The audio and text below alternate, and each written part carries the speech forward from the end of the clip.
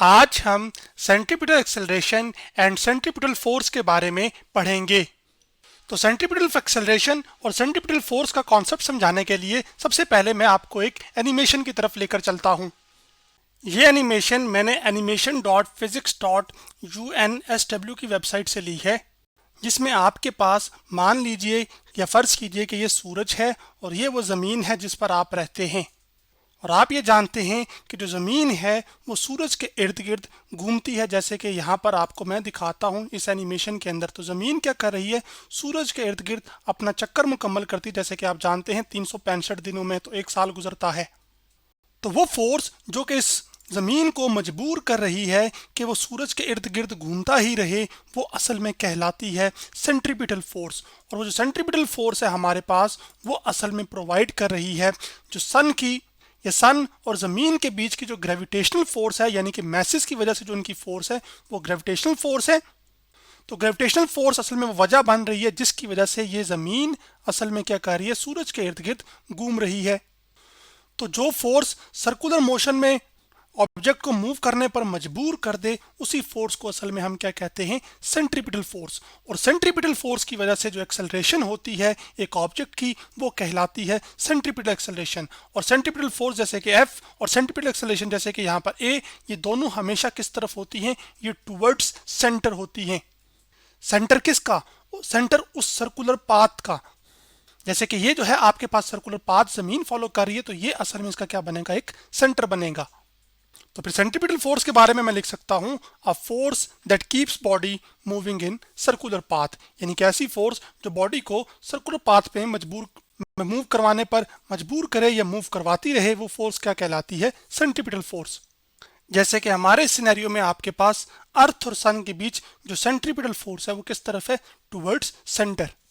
जबकि centripetal acceleration हम कहते हैं acceleration of particle moving in circular path, यानी कि जो ऑब्जेक्ट या पार्टिकल सर्कुलर पाथ में मूव कर रहा होगा, तो उस सर्कुलर पाथ में मोशन की वजह से जो एक्सेलरेशन होगी वो असल में क्या कहलाती है, सेंट्रीपिटल एक्सेलरेशन। जैसे ये जो जमीन है ये मुसलसल किसके इर्द गिर्द घूम रही है, सूरज के इर्द गिर्द। तो जो इसकी वेलोसिटी की डायरेक्शन है वो मुसलसल क्या हो रही है, वो तब्दील हो रही है। और जब वेलोसिटी तब्दील होती है टाइम के लिहाज से, तो उसको क्या कहते हैं हम, एक्सेलरेशन।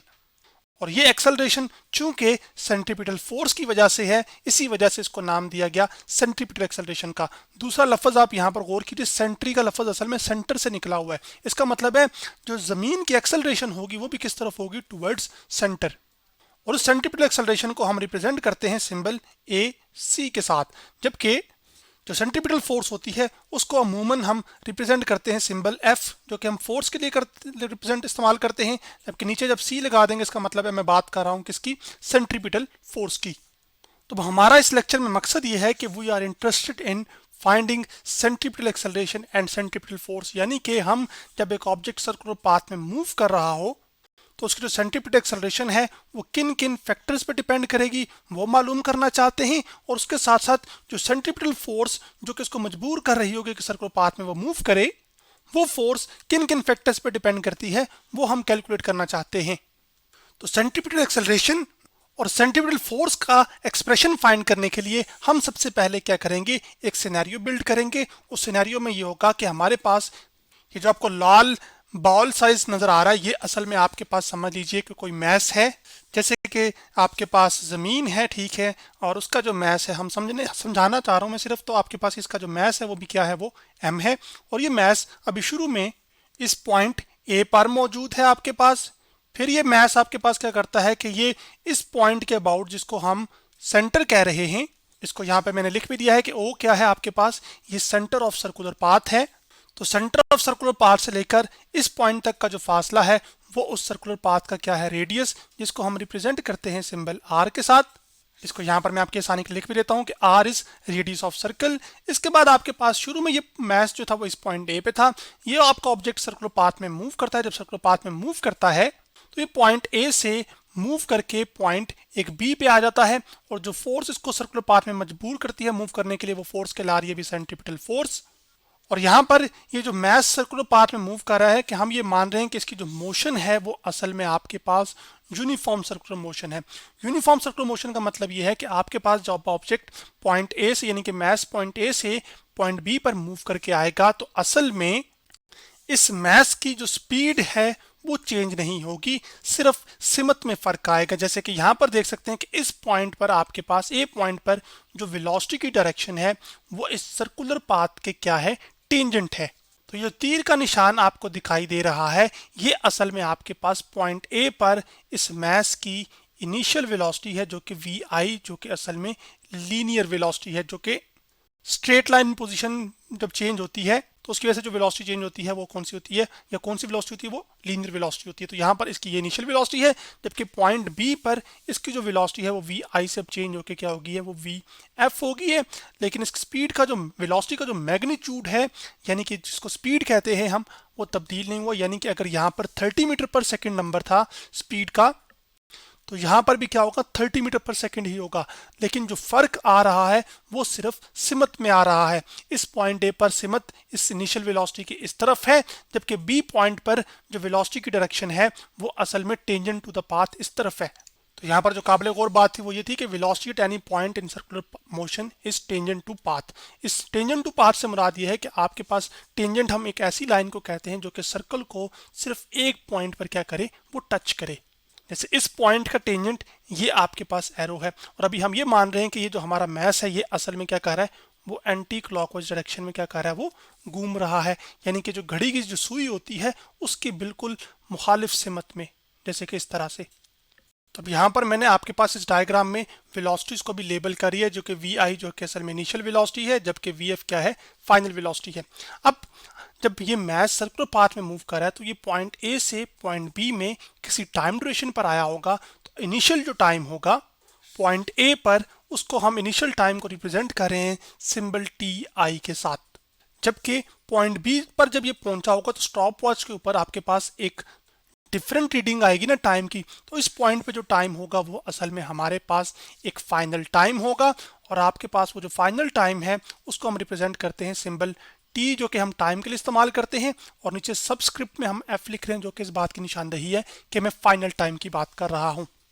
इसका मतलब है जब ये मैस पॉइंट ए से पॉइंट बी तक मूव किया है तो इसके बीच में एक वक्त गुजरा है, तो वो जो चेंज आया है वक्त के बीच, तो वो जो चेंज इन टाइम होगा हमारे पास वो असल में बराबर होगा आपके पास जो फाइनल टाइम है, जो कि असल में टी एफ है, जबकि साथ माइनस आ जाएगा और हमारे पास इनिशियल टाइम जो कि टी, तो चेंज इन टाइम आ गया T F minus T I, जिसको, और जबकि चेंज इन टाइम को हम रिप्रेजेंट करते हैं सिंबल डेल टी के साथ, तो जो डेल टी है हमारे पास वो आ गया T F minus T I. अब हम आगे बढ़ते हैं, और अब आपके पास पॉइंट ए से पॉइंट बी तक जो डिस्प्लेसमेंट कवर हुई है, जो कि शॉर्टेस्ट पाथ होता है दो पॉइंट्स के बीच, वो असल में एक स्ट्रेट लाइन होती है। तो मैं क्या कर लूँगा कि पॉइंट ए से पॉइंट बी तक एक डिस्प्लेसमेंट एरो ड्रॉ कर लूँगा, जिसको हम कह रहे हैं, और वो जो डिस्प्लेसमेंट कवर हुई है वो हम कह रहे हैं कि डेल एस है। और इसी बात को मैं यहाँ पे नीचे भी लिख लेता हूँ कि जो डिस्प्लेसमेंट कवर्ड हुई है वो हमारे पास कितनी है, वो डेल एस है, ताकि आपके पास जो सिंबल्स में डिफरेंट लिख रहा हूँ आप उनके साथ थोड़ा सा वाकिफ हो जाएं। फिर मैं बार बार इन्हीं का इस्तेमाल करूँगा।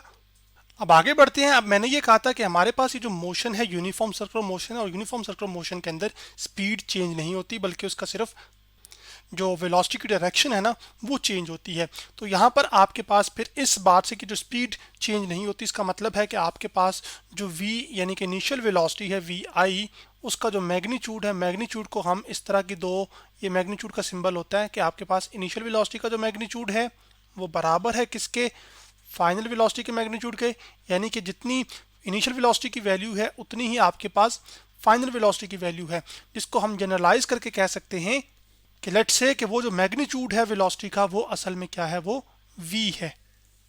अब जब ये मैस पॉइंट ए से पॉइंट बी तक मूव किया है तो यहाँ पर आपके पास O से लेकर A तक का जो फासला था वो असल में रेडियस था, तो फिर O पॉइंट से लेकर B तक का जो फासला होगा वो भी रेडियस होगा, क्योंकि सर्कल के सेंटर से सर्कल की बाउंड्री तक का जो फासला होता है उसको हम क्या कहलाते हैं, कहते हैं रेडियस। अब अगर आप देखें पॉइंट ए से पॉइंट बी के बीच ये वो एंगल है जो कि स्वीप हुआ है, यानी कि वो एंगल कवर हुआ है। तो जितना एंगल कवर हुआ है उस एंगल को असल में हम क्या कह रहे हैं अभी, थीटा। और ये जो थीटा है असल में आपके पास ये एक्चुअली एंगुलर डिस्प्लेसमेंट है, जबकि जो डेल एस थी हमारे पास इसको हम कहते हैं लीनियर डिस्प्लेसमेंट, जो कि आपके पास दो पॉइंट्स के बीच में जो सबसे शॉर्टेस्ट पाथ होता है जो कि एक स्ट्रेट लाइन होता है उसको हम कहते हैं। जबकि जो एंगुलर डिस्प्लेसमेंट है वो हम एंगल की टर्म्स में बताते हैं, और जो एंगुलर डिस्प्लेसमेंट है उसको हम मेजर करते हैं असल में रेडियन के अंदर, जबकि जो लीनियर डिस्प्लेसमेंट है उसको हम मेजर करते हैं यूनिट मीटर में। अब मैं आपको एक एनिमेशन की तरफ लेकर चलता हूं और आपको ये जो इनिशियल वेलोसिटी और रेडियस के बीच में एक खास चीज है थ्रू आउट द मोशन, वो मैं आपको एक एनिमेशन से एक्सप्लेन करता हूं। ये एनिमेशन मैंने www.mrvineclass.com की वेबसाइट से ली है, जिसमें आपके पास एक ऑब्जेक्ट है जो कि क्या कर रहा है, सर्कुलर पाथ में मूव कर रहा है। सेंटर से लेकर सर्कुलर पाथ तक का जो रेडियस है या बाउंड्री तक उसका जो रेडियस है, डिस्टेंस है वो रेडियस कहलाता है। जबकि आपके पास हर पॉइंट पे जो वेलोसिटी का वेक्टर है जो कि नीले रंग से जाहिर हो रहा है वो असल में टेंजेंट टू द पाथ है। अब यहाँ पर जो काबिल गौर चीज़ है वो ये है कि आपके pass through out the circular motion आप ये ऑब्जर्व करेंगे कि रेडियस और वेलोसिटी वेक्टर के बीच में जो एंगल है वो एक्चुअली चेंज नहीं हो रहा। तो जो एनिमेशन मैंने आपको दिखाई थी मैंने उसके 3 मुख्तलिफ लम्हों पर स्नैपशॉट लिए हुए हैं, और उसमें यहाँ जो वाज़ा करना मैं चाह रहा हूँ बात वो ये है कि आप ये देखें कि आपके पास इस पॉइंट पर जो वेलोसिटी है जो कि टेंजेंट टू द पाथ है और जो रेडियस है उसके बीच में जो एंगल है वो असल में कितना है, वो एक्चुअली 90 डिग्री है। इसका मतलब है कि आपके पास रेडियस जो है वो परपेंडिकुलर है। परपेंडिकुलर के लिए हम उल्टा टी का सिंबल इस्तेमाल करते हैं, किस चीज़ के, वेलोसिटी के। और परपेंडिकुलर होने का असल में मतलब क्या है कि आपके पास जो एंगल है थीटा वो असल में कितना है, वो 90 डिग्री है। किसके बीच, आर जो कि रेडियस और वी जो वेलोसिटी है। इसी तरह अगर आप यहाँ पर देखें तो वेलोसिटी वेक्टर और रेडियस के बीच में यहाँ पर भी जो एंगल है वो असल में कितना है, वो 90 डिग्री है। इसी तरह अगर इस पॉइंट पर आप देखें तो वेलोसिटी और रेडियस के बीच में जो एंगल है वो भी कितना है, 90 डिग्री। इसका मतलब है through out the uniform circular motion velocity और जो रेडियस हैं वो हमेशा एक दूसरे के क्या रहते हैं, परपेंडिकुलर रहते हैं। फिर यहाँ पर मैं लिख सकता हूँ कि throughout uniform circular motion, यानी कि यूनिफॉर्म सर्कुलर मोशन के अंदर radius and velocity are perpendicular to each other, यानी कि जो रेडियस और वेलोसिटी होते हैं वो हमेशा एक दूसरे के क्या रहते हैं, परपेंडिकुलर रहते हैं, यानी कि उनके दरमियान जो एंगल बनता है वो 90 डिग्री होता है। इसी वजह से वो मास कर्व पाथ में मूव कर पाता है। अगर रेडियस यानी कि पोजीशन की डायरेक्शन और आपके पास वेलोसिटी की डायरेक्शन सेम हो तो वो बॉडी फिर क्या करती है, वो स्ट्रेट लाइन मोशन करती है। अभी तक हमने सेंटीपिटल एक्सेलरेशन और सेंटीपिटल फोर्स के लिए जो कंस्ट्रक्शन है उसको अंडरस्टैंड कर लिया है।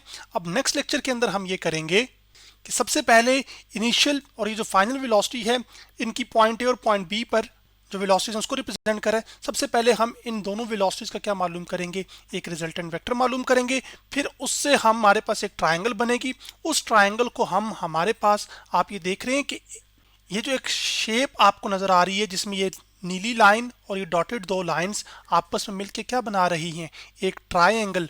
और वो जो ट्राइंगल है उसको रिप्रेजेंट करते हैं हम सिंबल इसके साथ, और वो ट्राइंगल आपके पास क्या है, ओ ए बी।